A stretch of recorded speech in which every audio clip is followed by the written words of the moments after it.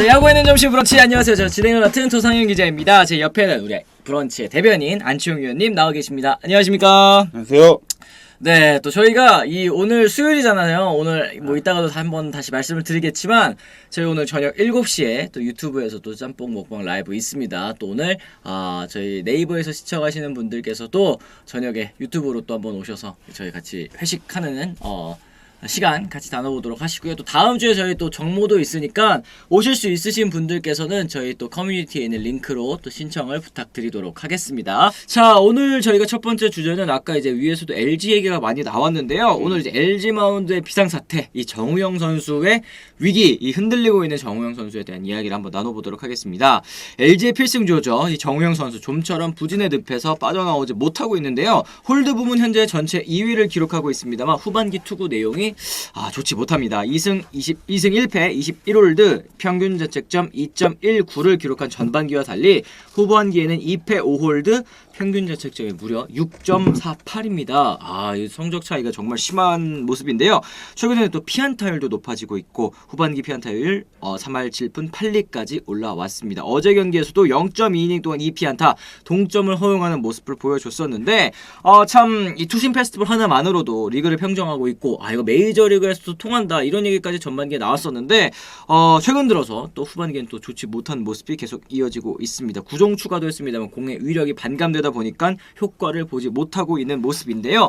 이 때문에 이 정우영 선수가 구위를 회복하기 위해서 다양한 시도를 하고 있다고 합니다. 투구판 밟는 위치 3루 쪽에서 1루 쪽으로 또 변경하기도 하고 몸쪽 공의 위력을 배가시키기 위해서 이런 선택을 했는데 아직까지는 그 효과를 잘 보지 못하고 있는 것 같은 모습입니다.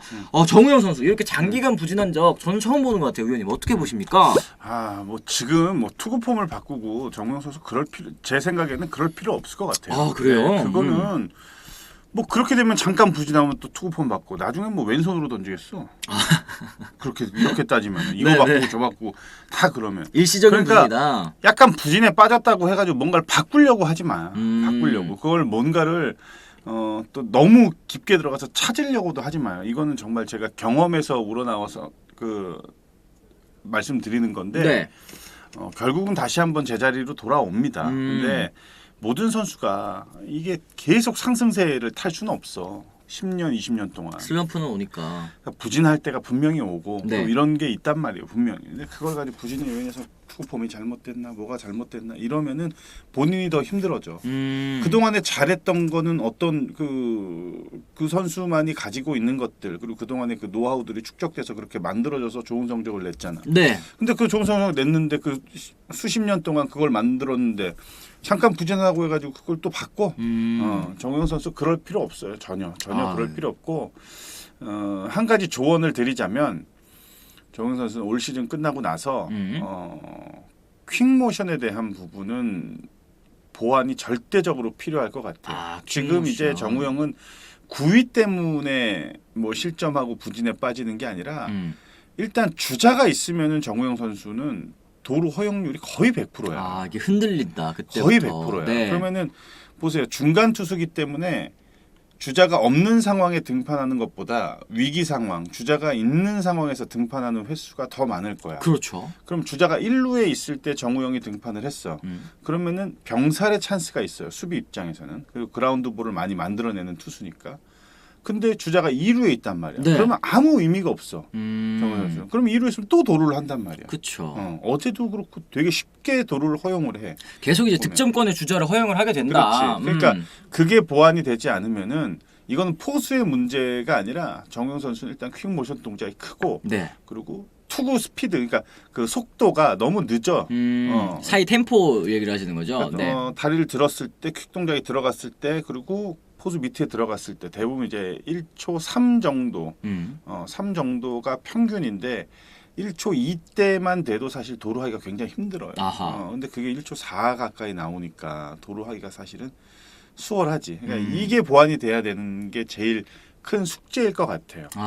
이게 주자가 있을 때 그러면 이제 위원님 말씀하신 것처럼 이제 견제라든지 혹은 이제 퀵모션 이게 느리다고 했을 때는 정우영 선수가 또 주자를 신경 쓰다가 또 타자와의 승부에서 좀 어려움을 겪는 부분도 좀 있을 것 같습니다. 그러니까 그게 다 종합적으로 이제 포함이 된 거야. 특히 주자가 있을 때 던지는 게 익숙해야 되는 중간 투수들의 어떻게 보면은 뭐 운명이라고 해야 돼. 그렇죠. 그게 있잖아요. 그리고 필승조로 활약하는 선수들은 항상 보면 굉장히 타이트한 경기들, 이런 그 긴장감이 많이 도는 경기에 어차피 투입이 돼야 되는데, 그래서 이제 그런 걸 어떻게 해서 좀 보완을 해야 되는 게 코칭 스태프하고 투수 코치하고 이렇게 해가지고 보완을 해야 되는 게 맞지.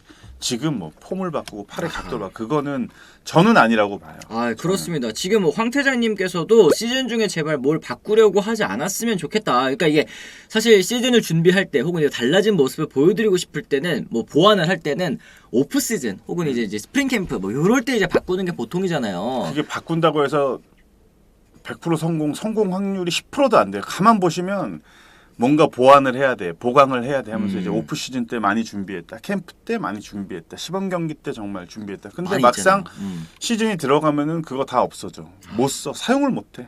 그 가장 큰 예가 어떤 선수예요? 이재학 투수. 이재학은 선발 투수인데 체인지업과 그리고 포심만 던지는 투수예요. 그러니까 그걸 이제 몇 년 동안 했어. 근데 10승 이상도 계속하고. 근데 한계점에 다다랐다고 모두들 그랬지. 그러면서 슬라이더를 장착한다. 가끔 던지긴 하지만 지금도 109에 피칭을 하면 슬라이더의 비율은 거의 10%도 안 되는 확률이에요. 사실상 투피치 투수다. 그러니까.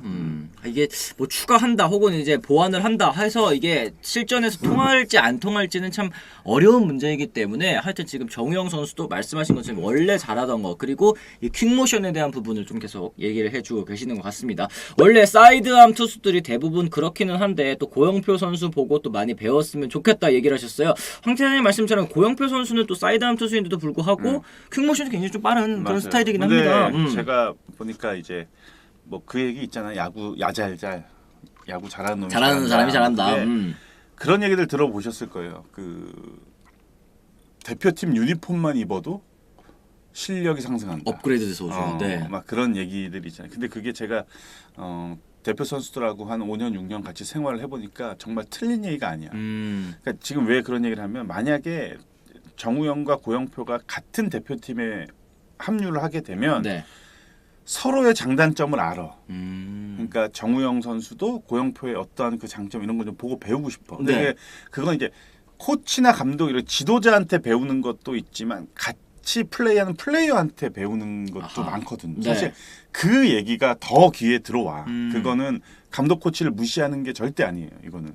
근데 그런 게 있어 정말로. 그러니까 타자들 같은 경우에도 예전에 이제 이제 컨택 같은 거 이제 컨택이 굉장히 중요한 선수였는데 그 선수가 민우였나 아마 그런데 이제 그 아섭이한테 막 배우고 막 하는 그런 모습들 막 그런 것도 있고 그게 그런 게 있어 하여튼 이게 뭐 코칭 스태프들이 물론 또 잘 봐주긴 하겠지만 같이 뛰는 선수들이 또 봐줄 때 뭔가 이제 이 해결책이 나오는 경우도 또 많이 있다. 우리가 이제 같이 플레이하는 거를 뭐 벤치에서 아니면은 그 필드에서 우리가 보잖아. 그러면은 저 선수가 저걸 너무 좋아. 너무 잘해. 저걸 왜 잘하지? 내가 저것만 가지고 있으면 내가 더 업그레이드가 될 텐데. 이런 생각들 다 가지고 있다고. 그러면 이제 그런 자리에서 이제 물어볼 수가 있잖아. 배울 수도 있고 같이 생활을 하니까. 그러면서 또 자기 걸로 또 이렇게 만들어지고. 그렇습니다. 이 정우영 선수 참 이 부진 탈출, 이 슬럼프 탈출을 위해서 여러 가지를 또 고민을 하고 있는 것 같은데 이 서영님이 또 질문하셨습니다. 살짝 2군 내려갔다가 정비하고 올라오면 안 되나요? 이 부진한 선수가 2군 갔다 오는 경우는 굉장히 많잖아요. 이 어떻게 생각하십니까? 그러니까 좀 약간 그 환경의 변화를 한번 주려고 하는 의도가 더 크지. 이군 열을 갔다 오는데 그 안에서 어떠한 뭔 그 기술이 보강이 되고 보완이 돼서 오겠어. 그 시간에. 그건 말도 안 되는 거고. 그동안 너무 부진에 빠지고 생각이 많고 하니까 좀 머리를 식히러 간다. 그래서 이제 많은 팬들이 또 오해하시는 게 머리를 식히러 간다? 지금 선수가 뭐 가서 뭐 놀러 2군을 놀러 가는 거? 그쵸. 그게 아니에요. 그런 게 아니다. 그러니까 성적에 대한 스트레스가 2군 경기는 덜하잖아. 사실은. 그리고 자기가 뭔가 좀 그 해볼 수 있는 또 시도할 수 있는 그런 또 장이 될 수가 있고 그리고 1군에서 어떤 그런 그 피드백이 내려가죠. 만약에 뭐 도상현이 내려가서 요즘 좀 약간 그 변화구 공략이 좀 안 되는 것 같아서 그걸 좀 집중적으로 좀 했으면 좋겠다.